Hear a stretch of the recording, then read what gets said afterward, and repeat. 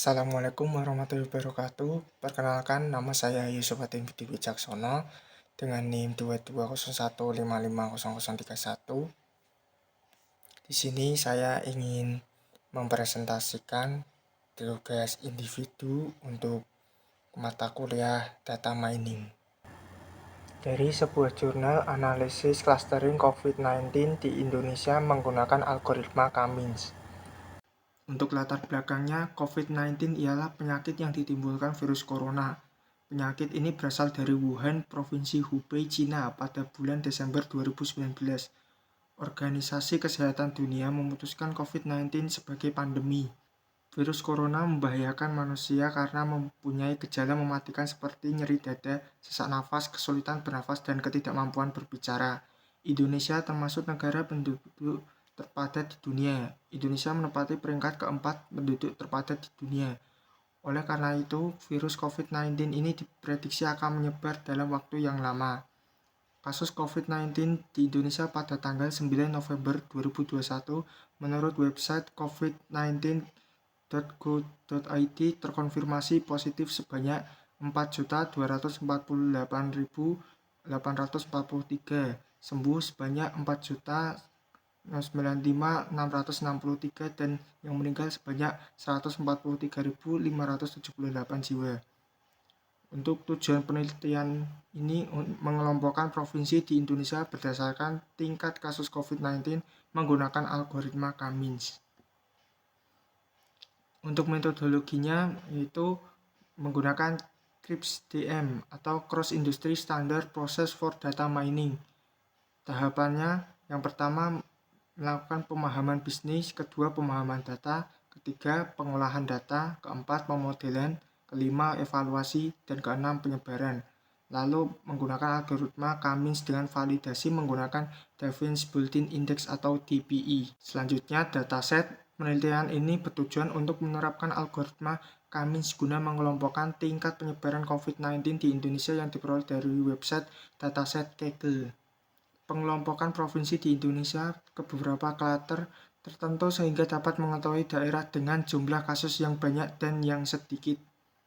Hasil klasterisasi provinsi diharapkan dapat memberikan saran kepada pemerintah dalam menentukan aturan dan kebijakan terkait pembatasan kegiatan masyarakat atau kebijakan lainnya dalam mengatasi penyebaran COVID-19.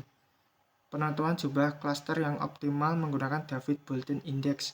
Penelitian ini mengembangkan dari penelitian yang terdahulu dengan data dan atribut yang lebih banyak. Data yang digunakan sebanyak 16.284 dari tanggal 1 Maret 2020 hingga 9 Juli 2021. Untuk atribut utamanya yaitu total kasus, lalu total meninggal, total sembuh, total kasus aktif, peluang kematian, dan peluang kesembuhan. Lalu untuk pengolahan datanya, untuk menormalisasikan data, penghapusan missing values. Dari hasil dan diskusi dari jurnal tersebut, yaitu grafik visualisasi hasil pengelompokan menunjukkan klaster 1 total kasus, lalu total kematian, total kesembuhan, total kasus aktif rendah, peluang kematian sedang, dan peluang kesembuhan tinggi. Untuk klaster 2 menunjukkan total kasus, total kesembuhan, total kasus aktif tinggi, total kematian sedang, peluang kematian rendah, dan peluang kesembuhan tinggi. Untuk klaster ketiga menunjukkan total kasus kesembuhan, total kasus aktif sedang, total kematian, peluang kematian, dan peluang kesembuhan tinggi. Klaster 2 dan 3 merupakan provinsi yang punya mobilitas tinggi dan resiko COVID-19 tinggi.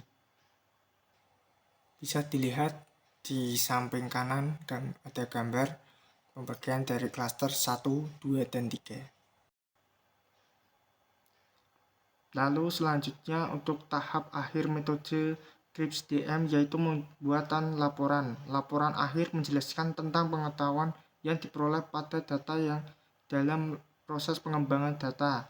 Penelitian yang dilakukan menghasilkan pola informasi dan pengetahuan dalam mengelompokkan kasus COVID-19 di Indonesia pada periode Maret 2020 hingga Juli 2021. Untuk kesimpulan dan rekomendasi, kesimpulan yang pertama, algoritma Cummins efektif dalam menganalisis clustering data COVID-19.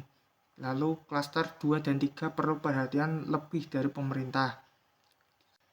Untuk rekomendasi, yang pertama gunakan algoritma lain untuk perbandingan. Kedua, tambahkan atribut data untuk hasil yang lebih akurat. Sekian, terima kasih. Assalamualaikum warahmatullahi wabarakatuh.